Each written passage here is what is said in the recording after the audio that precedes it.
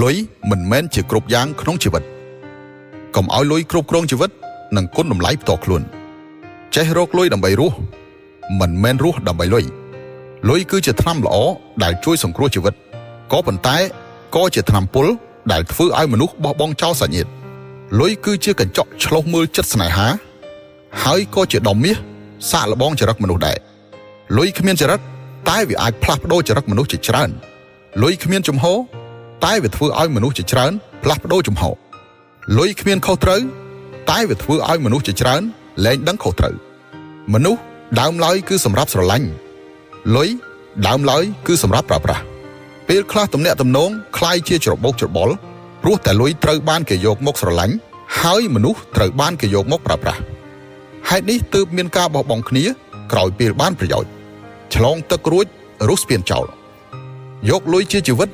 គ្មានចំណុចចាប់ផ្ដើមនៃគោលបំណងគ្រប់យ៉ាងបានប្រែប្រួលរសជាតិទៅហើយទោះបីលុយសំខាន់មែន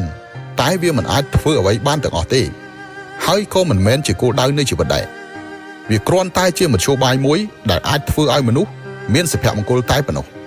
ហើយទស្សនៈរបស់មនុស្សម្នាក់ចំពោះលុយទៅវិញទេដែលសំខាន់ជាងសម្រាប់ជីវិតដែលនៅសេសសល់សូមឲ្យអ្នកនិងខ្ញុំមានទស្សនៈត្រឹមត្រូវចំពោះលុយកាក់